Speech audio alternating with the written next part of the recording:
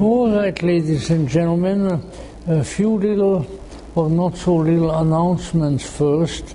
One is a somewhat unusual one, and that is that beginning with next Friday, for 3 Fridays we are not going to have a Friday lecture. This has only occurred in past years when I was traveling far away, like among the kangaroos of Australia or among the sheep of New Zealand, who are, well, both fairly grotesque animals and so forth. But I need to take care of some things, including some health matters and so forth. So our next Friday lectures shall be in the latter part of July the 23rd, and this sort of yellow-colored flyers are available there. They are also on the internet, and our next series will run then from the middle of July till the end of August, and it will be entitled Gnostic Mythic Reality. And in it there will be such individual titles as the Hymn of the Pearl, the Myth of Sophia, Parsifal and the Grey Legend, the Green Knight, the Rosy Cross, and one more. The rationale of following our present series with the future one is that once the self-styled right-thinking church about the 4th century took over the religious world of Europe, Mediterranean area, and so forth, the message of the Gnosis was no longer be able to be communicated in a direct fashion as in the Gnostic Gospels, which after all only turned up recently and have been hidden for so very long. And so they became communicated in myths. And what the Gnostic role of a myth is, I reserve for that time. But let's say our attention has been called to the gnosis of myth in a few years ago by such people as the great Joseph Campbell, whom I have a tremendous respect for, and his teacher Heinrich Zimmer, and various others. And so we know that that is a valid communication of the gnosis.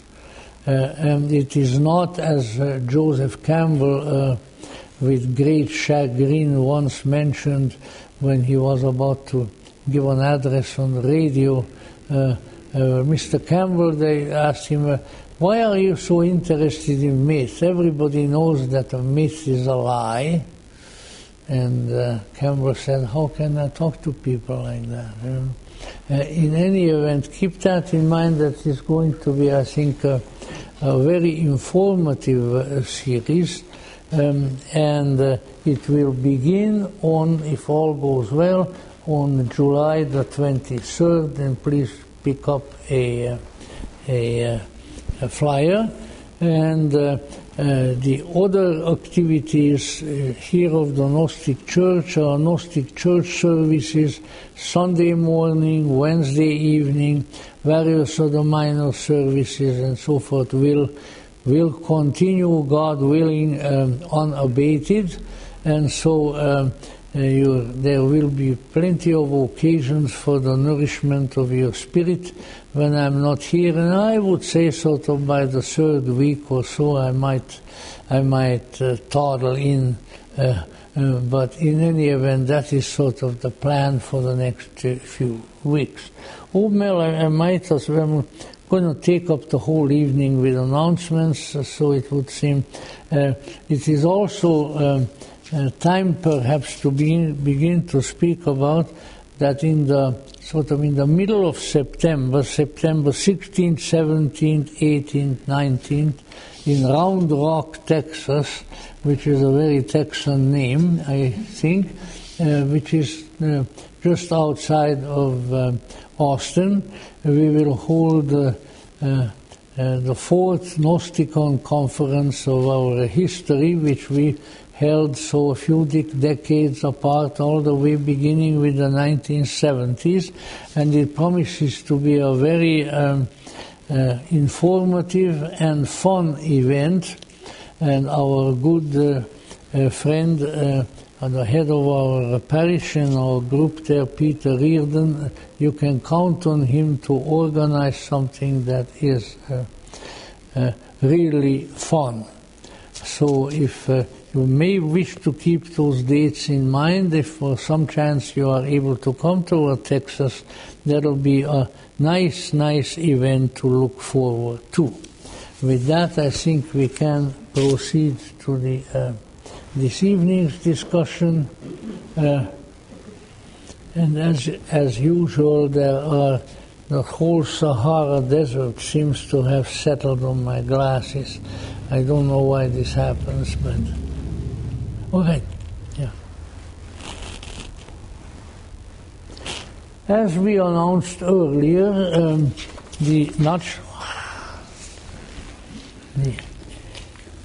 this is one of the demiurgic curses of the physical world, that everything falls.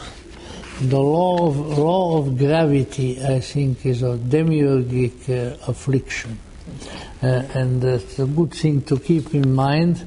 That way we have the opportunity to get angry and yell and everything when something falls down.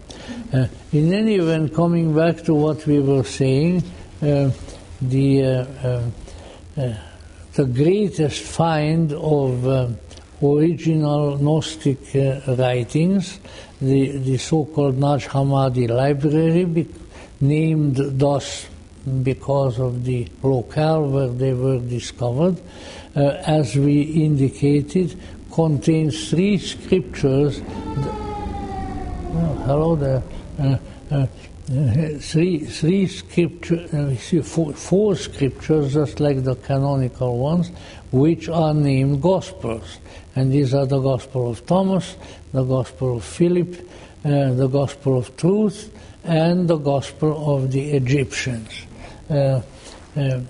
In a sort of generic sense, and I think as a publicity measure, various authors, maybe beginning with Eileen Pagels, whose merit in this regard is considerable, came to call subsequently sometimes the entire Naj Hammadi body of writings as the Gnostic Gospels. But there are really only four that are named thus.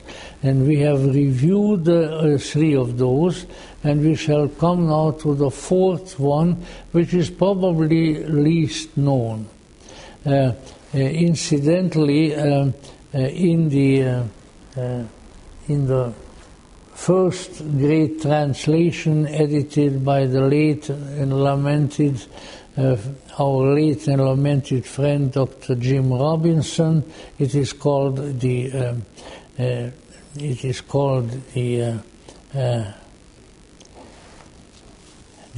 Gospel of the Egyptians. In some of in Marvin Mayer's translation, it is called the Book of the Great Invisible Spirit. But I think it is perhaps significant that the title given to it by its authors is that of the Gospel of the Egyptians. Now, I think one of the unfortunate conditions, especially in the world of scholarship and the intellect at the present time, is that there is altogether too little attention given to ancient Egypt. I had some contact, well, in one case a fairly close association, with two scholars who were both, at least in part, Egyptologists who read the hieroglyphics and all of that. And one was my late and dear friend, Dr. Alvin Boyd Kuhn, the first man who in the year 1931, which I always remember because it's the date of my the year of my birth, had written the first doctor's dissertation, and which came to be widely published by Columbia University on theosophy. No one ever did. Now I don't know whether it's something to jump up about, but certainly I think it was quite a feather in Dr. Kuhn's hat. And the other having been the late Duncan Greenlees, a British-Irish scholar who in the last decades of his life ended up in Adyar in India at the Theosophical Society, who began his career as an Egyptologist and who then subsequently compiled a wonderful series of books which he never he compiled it, but he never completed it, called the World Gospel Series. It was planned to be, I think, 38 volumes, but in it there are individual volumes with the religious scriptures, with the scriptures as he planned it of every religion living and dead. And among them, quite early in the series, is one called The Gospel of the Pyramids, which I'm, along with his Gospel of the Gnostics, the Gospel of Hermes, and the Gospel of the Prophet Mani, which was very, very rare at that time, I can certainly greatly recommend. Now, both of these learned gentlemen, and certainly others over the years, have pointed out that the source of a tremendous amount of information and insight of a spiritual nature, but in some cases even of a secular nature, that is still prevalent in so-called Western civilization, all originated in Egypt. Dr. Kuhn even had a wonderful little book which I think still can be procured, which is called The Esoteric Structure of the Alphabet. And he proves there that our lettering system has a relationship to ancient Egypt, even though the Egyptians, of course, wrote with hieroglyphics and we write with letters. Very, very interesting information. In any event, it is, and there is another Victorian writer whom I think I mentioned once before, and for some reason I can't think of his name, who wrote also probably by now very rarely encountered 2-volume work of great merit entitled Ancient Egypt, the Light of the World. Nowadays, when everything is available in a computer, I imagine that you would probably come across it, and if you wait long enough, then maybe my geriatric memory will also disclose the name of the author. But it was also fabulous, fabulous. And in it, particularly in the religious sphere, Old Testament and New Testament wisdom having a tremendous connection with the spirituality of ancient Egypt. So no doubt something of the Gnostic nature and the scriptural nature that calls itself the Gospel of the Pyramids is certainly worth looking at it. Now, in religious terms, as we already mentioned, there is a great deal of connection, And not only with us still in Judaism and Christianity, after all, even the Old Testament testifies that the Jewish people had very strong connections with Egypt, and that for a considerable time, at least a very large number of Jewish people, all men, children, and women, were living in Egypt. And even in subsequent years, way up into the at the end of into the era of the Ptolemies in the Alexandrian period, there were almost always Jewish soldiers, Jewish mercenaries, who were stationed in Egypt. And in fact, from some of the steles, monuments that they left behind, we have gained some unusual information about the beliefs of the ancient Jewish people. But we found it in Egypt, not in Palestine.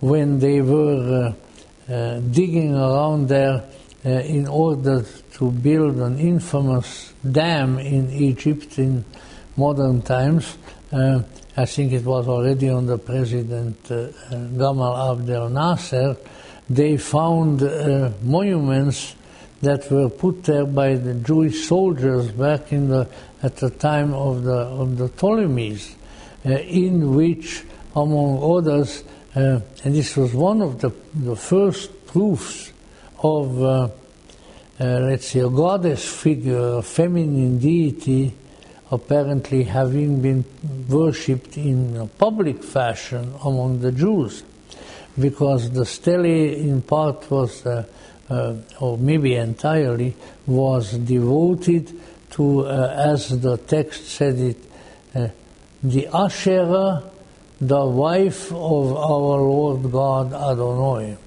So that apparently there was a husband and wife team in ancient Judaism, and but the monument proving it showed up in Egypt. I remember the first one who announced this was our dear friend Professor Gilles Quispel, when he was speaking at PRS. He said, "There is the proof that there was a Hebrew goddess."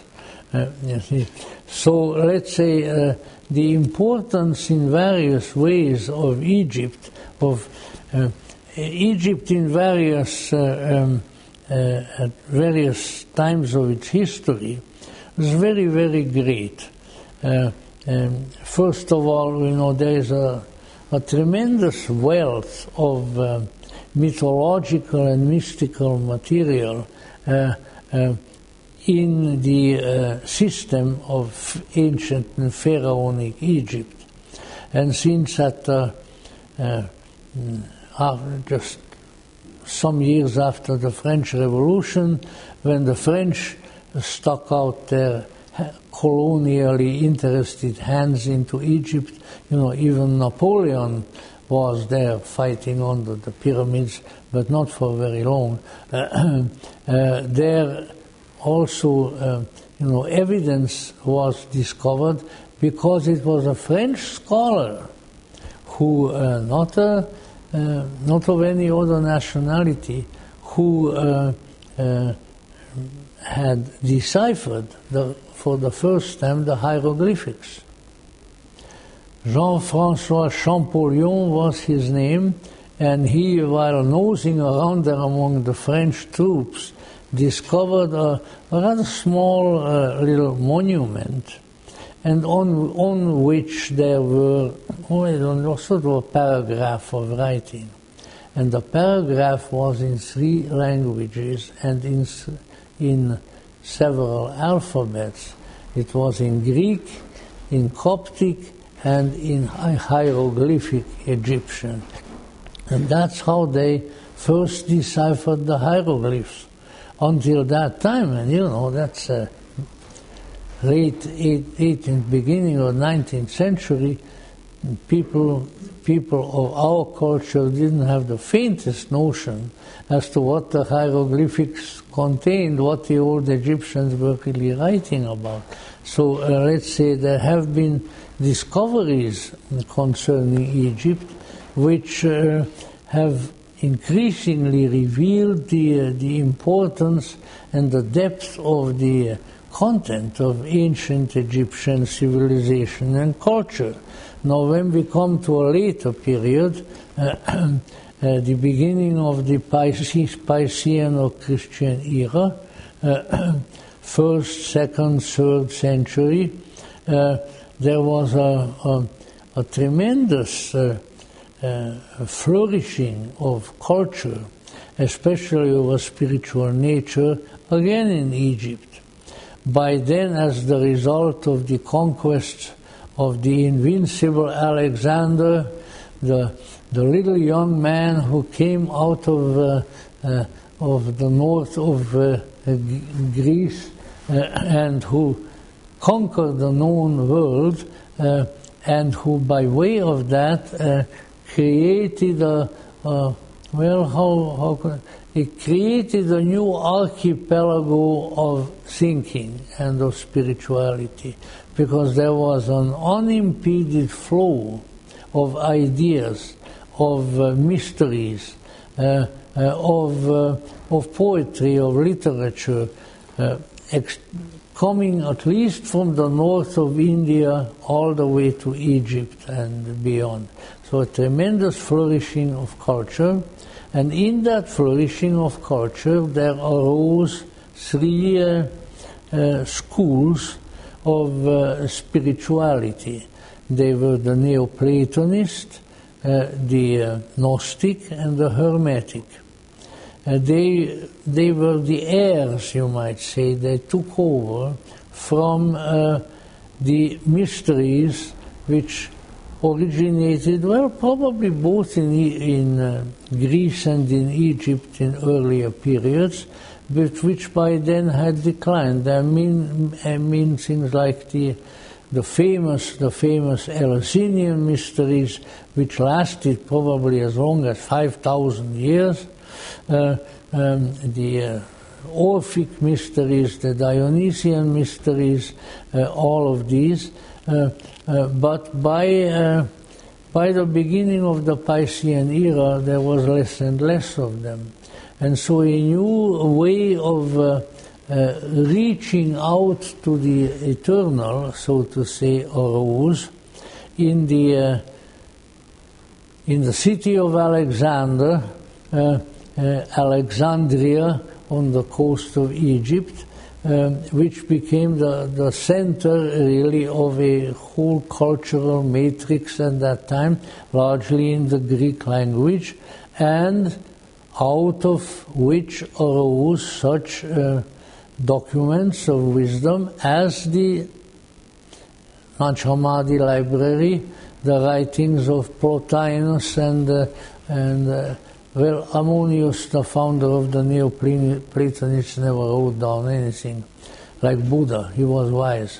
That way they can't criticize him in subsequent centuries, you know.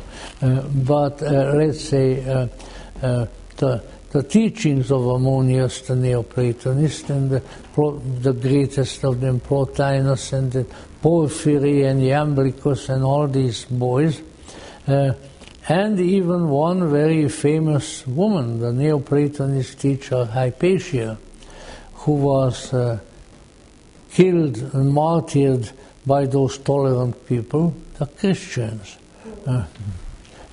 In any event, and there is the third one, or the third leaf of the three-leaved clover, our friends, the Gnostics.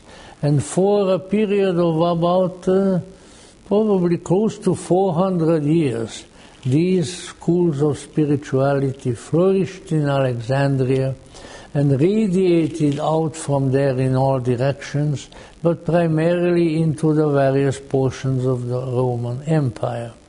Now, when one investigates with some esoteric understanding. When you investigate with the third eye, it doesn't mean you have to have one visibly.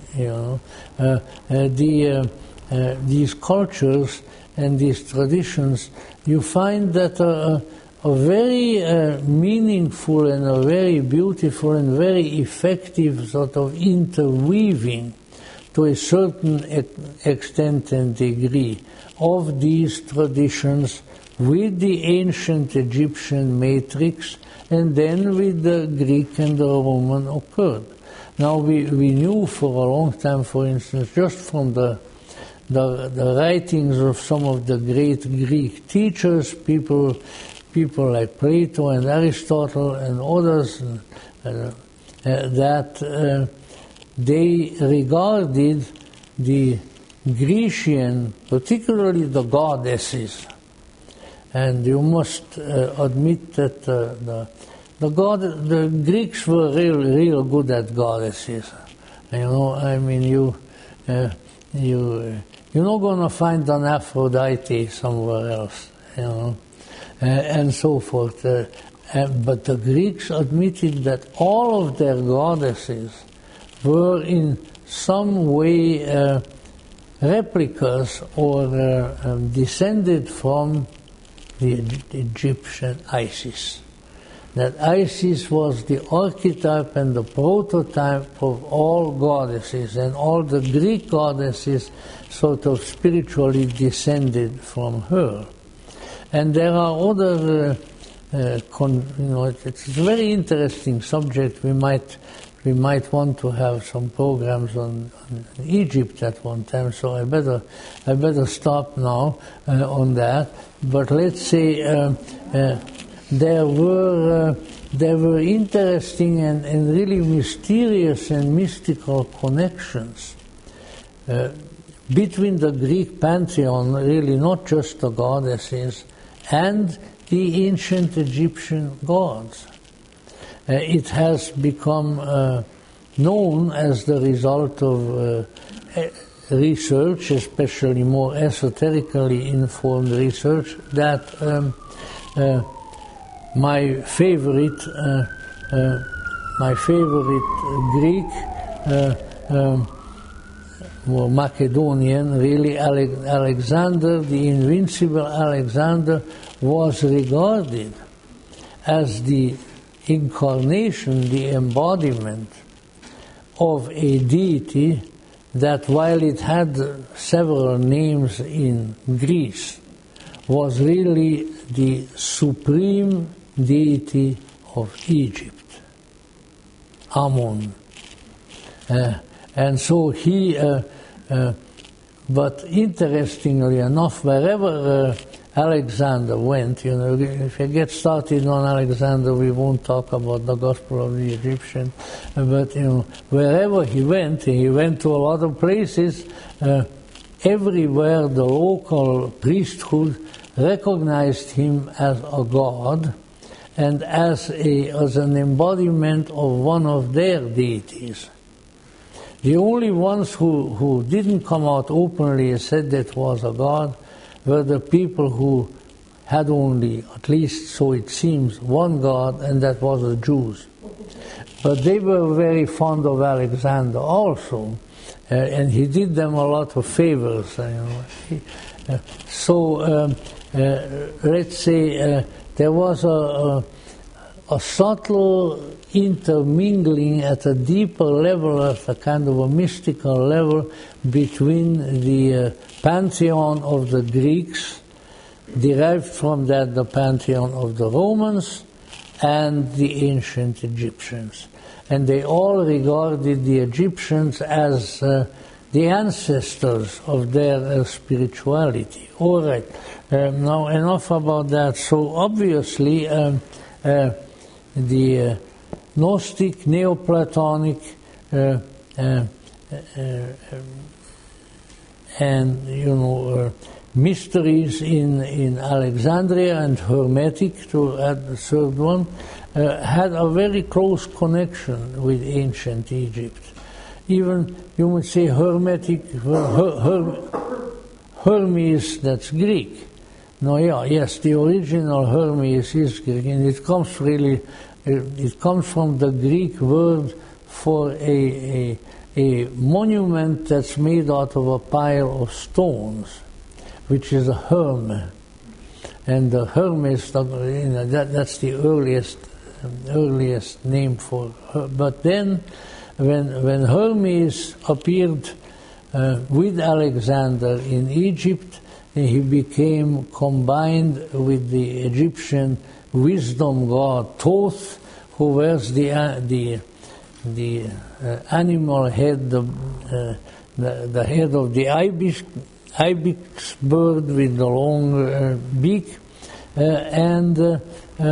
so that truly once again you had a combination of ancient Egyptian wisdom with the clarity and glory of Greek thought. Very, very important. Now then, that being the case, obviously the third of the three-leaved clover of the spiritual schools there, the Gnostics, would also be very closely connected with Egypt. Now, of course, the Gnostics had a big difference from the others, and that's precisely that to a large extent, at least after a certain period of their history, they were connected with the Jews. And of course, when a new religious movement arose within Judaism that came to be called Christianity, well, then the Gnostics became combined with and allied with Christianity. So the Jewish monotheistic element entered Christian thought, and through the Christian thought also Gnostic thought. But now what we need to keep in mind is that with all of that, let's say the Egyptian influence was still very much there, because the greatest of Gnostic teachers all either lived and taught in Alexandria, or at least came there from elsewhere and settled there to do the same thing. They came from Carpocrates, and his wife Alexandra came from the island of Kefalonia in Greece.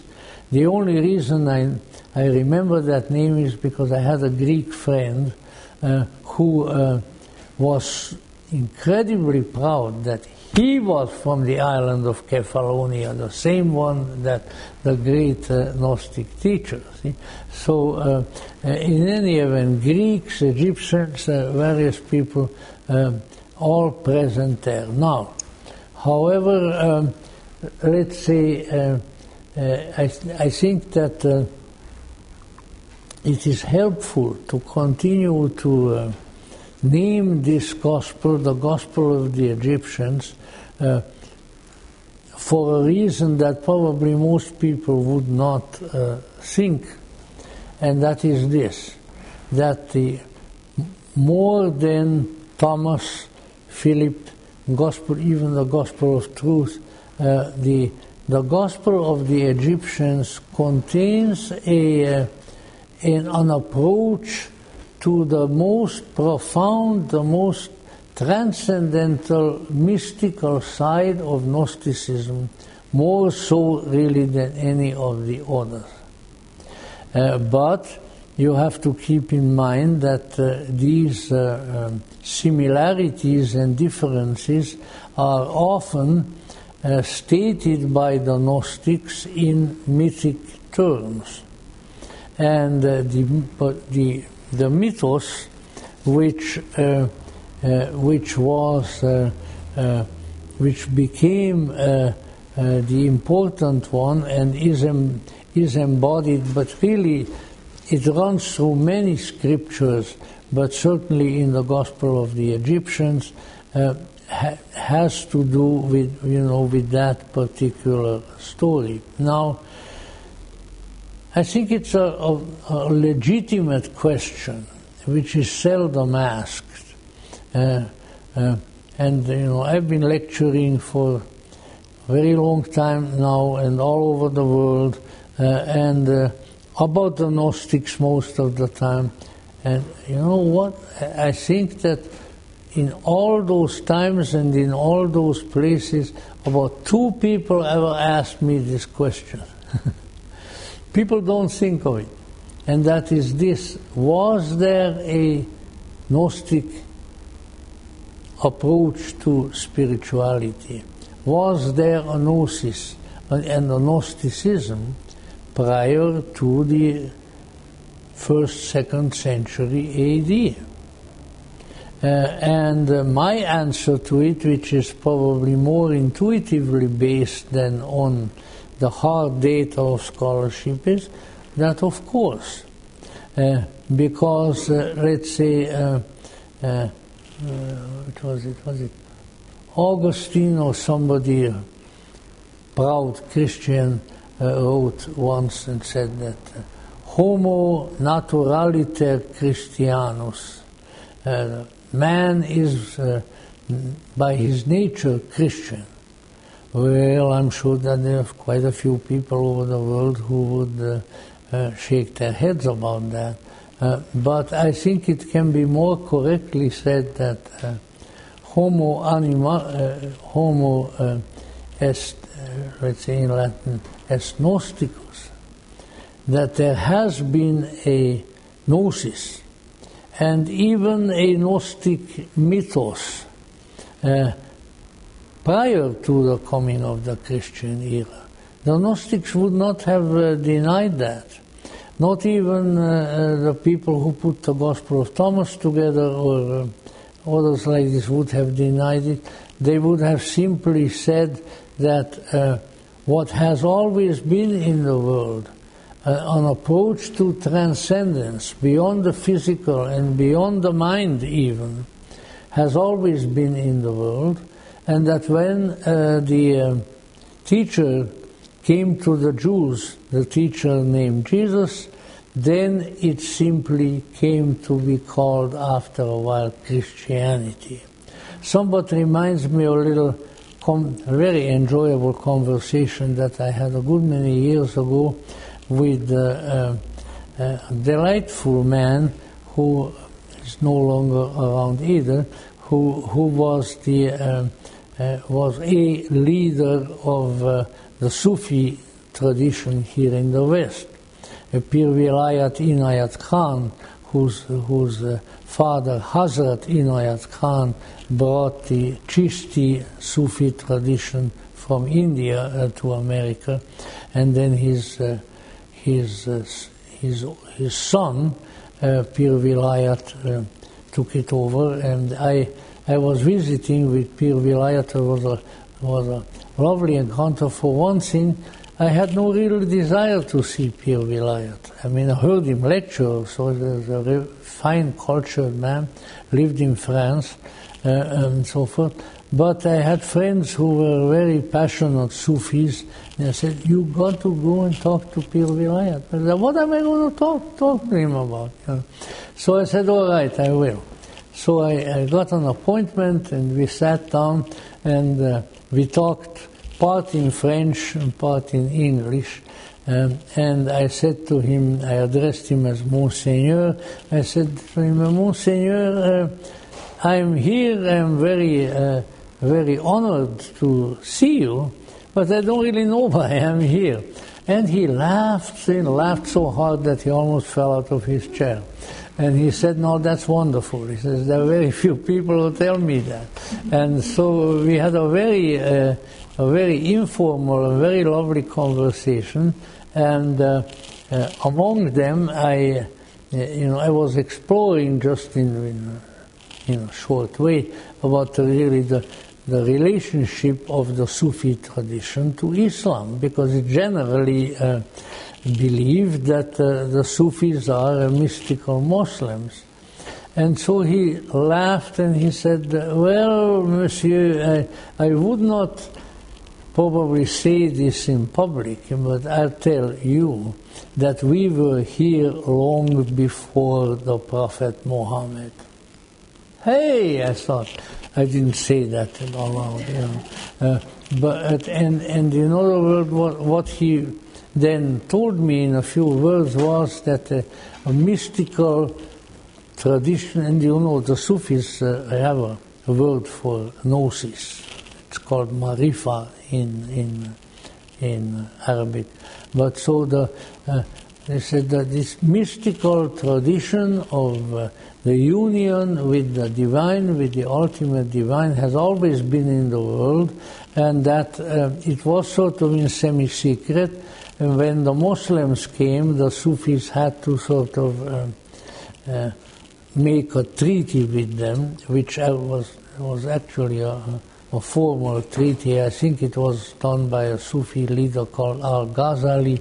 In any event, so they said, all right, we'll accept the Prophet, we'll accept the basic theology of Islam, and we'll let you guys run the show, the Orthodox Muslims, You can organize the countries, you can fight the wars, especially that, but we want to do our mystical exercises, our dances, our practices, and for the most part that worked out.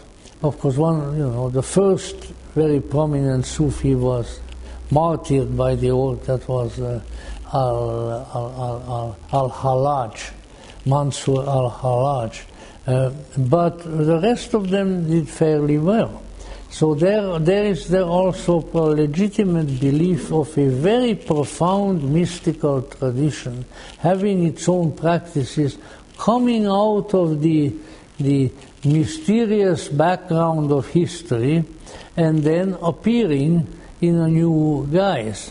And that I am quite convinced that the Gnostics did that also. And I think that scriptures such as the Gospel of the Egyptians point in that direction. Now, why don't we have more commentaries, more exegetical literature, written about, or for that matter, lectures given and classes conducted, say about the Gospel of the Egyptians? Not about the Gospel of Thomas, not even the Gospel of Philip, but about the Gospel of the Egyptians. Why? Because it is so, how should I put it? It is so transcendental and so mystical in its orientation that people don't understand it. They don't have the perspicacity or the keys to open it up, and so they think that this is, and of course the greatest malefactors in that regard are the scholars, I don't trust the scholars because their ideas seldom match the intentionality of what they are studying, In any event, here is the story. As far as we know, right along with the times when the Gospel of Thomas was written, when the Gospel of Philip was written. Now, when it comes to the Philip and the Gospel of Truth, a little bit of that super profound mystical core shines through, but you have to know how to look for it. And it's very much present in the Gospel of the Egyptians. Now, what's the problem? Why is this profound mystical orientation publicized and studied seemingly so little, and when it is studied, I think it is frequently misunderstood? I could mention a particular professor still teaching now, who has done very, very fine work on Gnostic studies, but who, in my humble opinion, and I don't have an endowed chair at a major university, I only have this chair that I'm sitting on, who I think egregiously misunderstands this whole thing. And this is how it starts. Well, already getting a little bit ahead of myself in terms of the next series, beyond a certain point in traveling in the territory of the gnosis, as we proceed in this line of thinking and of experiencing, beyond a certain territory, about the only way that it has been expressed, and for very good reason, was in mythic terms. And that is why I'm interested in mythology, because what cannot be told in hard and fast rational statements can be told in a myth. And this was very much the style of Middle Eastern thinking. A lot of Sufi writing, a lot of all kinds of things of that sort. Even in some of the countries in south of Hungary, Yugoslavia, Bosnia, and around there, where I traveled with my parents when I was a little child. When somebody asked the folk there about something that is kind of difficult to explain, maybe not even so difficult, you know how they would answer her, well, to answer your question, dear boy, let me tell you a story. They always answered with a story. And if you had the perspicacity, if you had the mind to understand the relevance of the story to your question, then you got an answer to the question.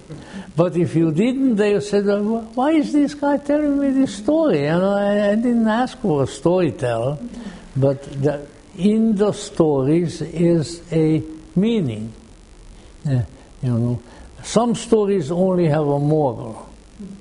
I think it was Ilian Pagels who very beautifully said that the trouble with so much of the teachings of Orthodox Christianity is that it is a story, how did she put it, that it is a story with a moral. It is a tale with a moral. In other words, just like the Brothers Grimm or so, whose stories are pretty grim, incidentally. This is, in other words, the stories that were written, and I certainly read them in German when I was a kid, they were written in order to make people behave, Here is this boy who never cut his hair, never allowed his hair to be cut, and he never allowed his fingernails to be cut, and he grew up to be a monster with this prehistoric German afro hairdo, and his big claws on his hand, the Strubelpeter. Yes, people here know. So that's a story with a moral. If you don't behave yourself, then bad things are likely to happen to you. But he said the myth is, the myth is a story with a meaning. A meaning is different from a moral.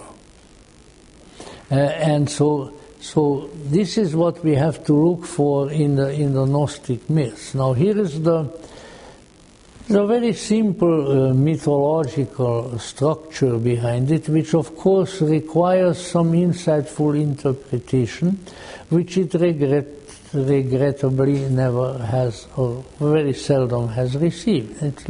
It goes back to the book of Genesis. The the Gnostics wrote about on the foundation of the world, on the creative angels, all kinds of. They had all of these. Let's say the mythology of Genesis, but they interpreted it in their own way. Now, what the story is here, and it's not entirely unbiblical. I have known some fairly orthodox biblical scholars, because there are references to it in some of the Jewish Mishnahs, I think maybe even in the very Old Testament itself, that here is Adam and Eve, in the garden, and then they have children, two brothers, Cain and Abel. We all know about that. Well, something weird develops, and Cain kills Abel. He's able to kill him all. In any event, then only Cain remains. However, what is not mentioned, because it's not there in the early chapters of Genesis, is that the Jewish tradition, the biblical tradition, also said that there was yet another son of Adam and Eve, the third son. He was born after Cain had already finished off Abel, so to say, and his name was Seth. And now you wonder, what the heck? I mean, why another son and all of that? It doesn't make much sense. But C.G. Jung and some other scholars said, if we are looking for meaning, how would this be as a meaning? And I am abbreviated, of course. That let's say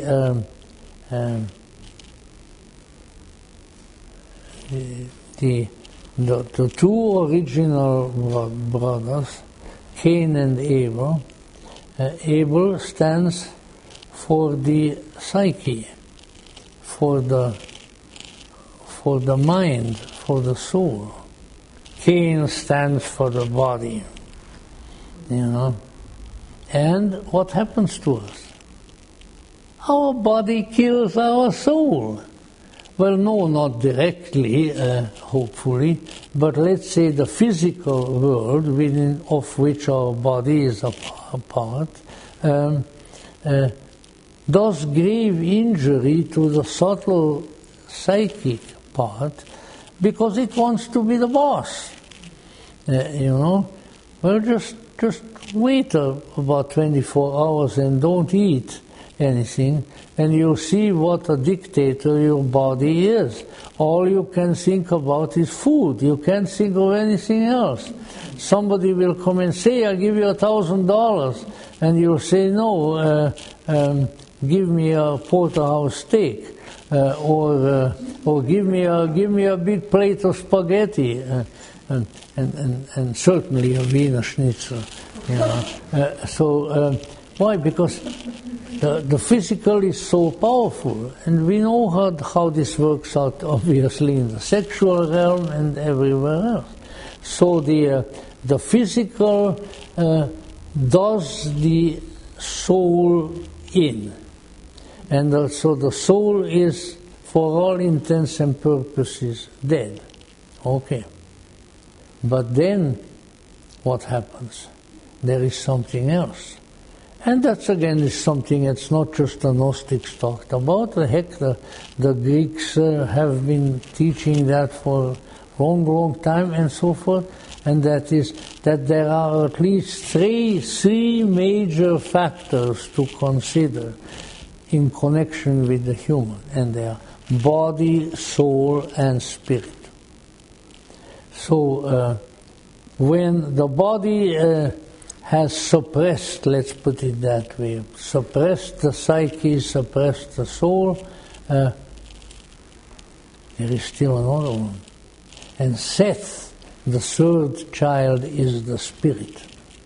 And we can see that from the Gnostic scriptures, including the present one that we are talking about, or the Gospel of the Egyptians, that Seth is regarded as the, you might almost, as the divine messenger, as the head spirit in the highest heavens. And in fact, Seth is the redeeming spirit who comes and emanates his own energy into Jesus of Nazareth, and Jesus becomes the Redeemer. Because the great invisible spirit, Seth or Seth-El, is the one who came and empowered him to do that. Because according to the, I'm paraphrasing, but it's all there according to the Gospel of the Egyptians and some other scriptures, the important thing about Seth is that he is in closest communion with the ultimate reality, with the ultimate Godhead. This school, let's say, or these writings say, the ultimate Godhead is so ultimate that he does not act directly. This is the problem with the monotheistic religions. You read the Old Testament, which some of the Old Testament is pretty gruesome, and you find that here is the Lord God is nice one day or 1 hour, and then the next time he's terrible. He kills his own people. He tells them to kill each other. He tells Abraham to sacrifice his son. All sorts of nastiness. How can this be the ultimate good Godhead? One day he seems pretty nice, but after that, oh heaven help us, what kind of a monster God is this? Well, these things all exist because the exoteric religions have compressed the highest, very, very subtle, very, very mysterious, very, very mystical divine powers. They compress them with others, and so you can't tell one from the other. But by placing Seth just underneath the ultimate, he receives the commands from the ultimate Godhead. There is a source there, a mystical source, that produces redemption, that produces salvation. And there are other scriptures, I'm not about to enumerate them all, and in some scriptures we just have a certain portions that are Gnostic scriptures that refer to Seth. And as I mentioned before, the scholars especially, not even to speak of the preachers and the priests, the scholars don't know what the heck to do with Seth. And whenever an unusual and mysterious and kind of magical scripture shows up, like a few years ago, not so very long ago, the Gospel of Judas, the only thing they can say, it must be a Sethian scripture. Well, what the heck does that mean, Well, it means that, yes, there are some Gnostics who wrote about Seth, but that doesn't mean that they were all that different from the others, but that they were primarily the real mystics, you might say, who were aspiring really to very high mystical vision. So the supreme light, say the so-called Sethian scriptures, but the supreme light has repeatedly sent its emissaries into the lower worlds for the purpose of facilitating the enlightenment and the liberation of the creatures present there. And the prototype of Gnostic inspirers of light according to this gospel that we are talking about, and the number of other scriptures is Seth, the third son of Adam. And so Seth is represented, and they often refer to it as the father of the great race. Now they are not talking about a human family or a human nation, but the great race. It's not a very good translation, but let's say the bunch of people who are real Gnostics and who are enlightened, and their father, the one who looks out after them, the shepherd whose sheep they are, is the great Seth. So here is at least I should give you a little quotation that describes this the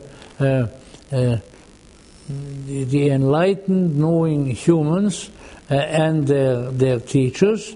The Gospel of the Egyptians, it describes them as follows. This is the vast, imperishable race that came from the three earlier worlds.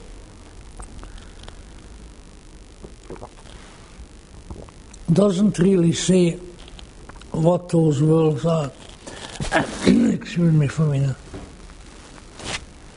The race of Seth may also be understood as a body of enlightened Gnostics throughout the ages, Gnostic adepts who are present in the world in every generation and who possess a distinguished, luminous prehistory in their own right.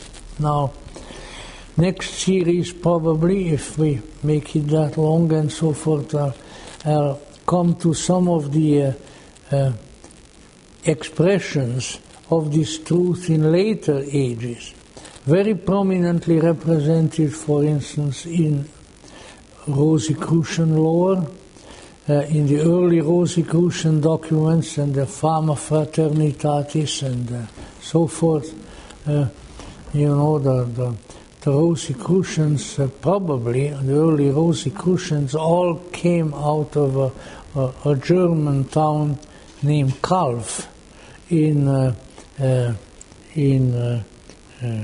Baden-Württemberg. Nice place. In any event, because that's where the books were probably written. But I recommend the place. It's a lovely place. In any event, the Rosicrucian mythos, for instance, and in various modification, other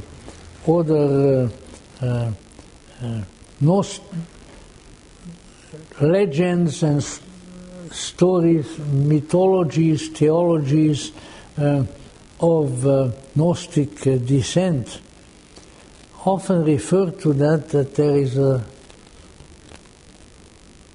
secret body of people. They seldom say whether they have a physical body or not, whether they are mostly spirits, whether they are mostly angelic, or whether they also have a physical manifestation, who are the messengers of the light, the great race of Seth of old in the world. They reappeared in the 19th century by way of Blavatsky and the theosophical tradition and the various schools of thought that sort of branched on from there. As what? As the adepts or the masters of wisdom, which are equated in similar concepts in other cultures like the Indian Mahatmas, which Mahatma just really means great soul. And that there are these great souls in the world who often know each other, and they are, as Manly Hall said at one time, they guard the wheel of time. Instead, they watch over history, they try to make things better, and they they put forth their inspiration into some people who are receptive to such, and thereby keep the gnosis, the great tradition, going.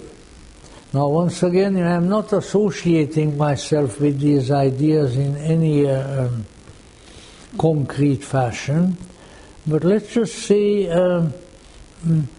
is it so impossible, at least especially in the twilight zone between the physical and the non-physical worlds, that there may be figures there who serve the gnosis, and that when an individual, whatever you want to call it, a Gnostic, a Theosophist, a Rosicrucian, or anything, gets to a certain point in his own developments, then a mysterious, inspiring being, inspiring teacher arrives and helps them.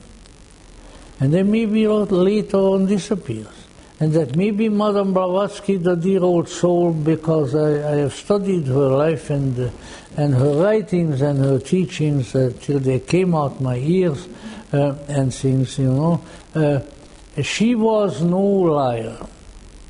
That Russian woman was as truthful as they come.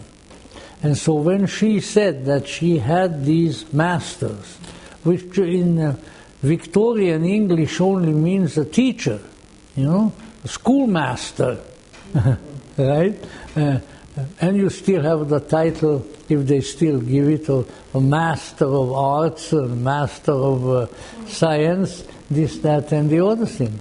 So that there was something there.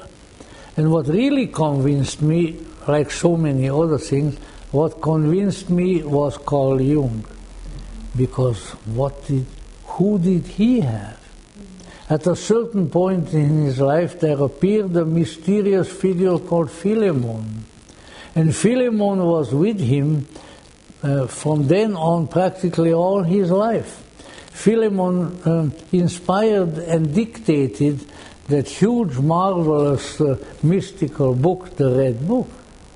And who was Philemon? Philemon was Jung's master. He was his Gnostic messenger from another world. Now, I have a great deal of respect for Dr. Jung, and I think he was a fabulous individual and a fabulous teacher. But let's say he was still human.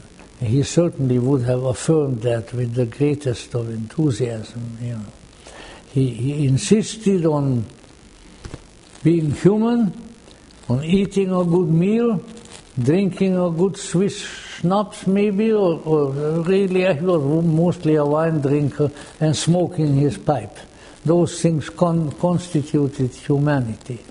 And, it's not a bad thing to remind ourselves. When we get very, very kind of spiritual, very highfalutin, very idealistic, that we are still human. Because if we don't remind ourselves, a lot of other people will remind us, and not in a very kindly way, so we better be conscious of it right now. But, so this is the assembly, the great transcendental race of Seth. So how does one communicate with them? This illustrious company of the spiritual descendants of Seth. And it is also, let's say, the Gnostic writings, including the Gospel of the Egyptians, says that these chosen people, but unlike other chosen people, the great company of Seth are self-chosen in the sense that they worked for it, they aspired for it, and finally they became the children of Seth.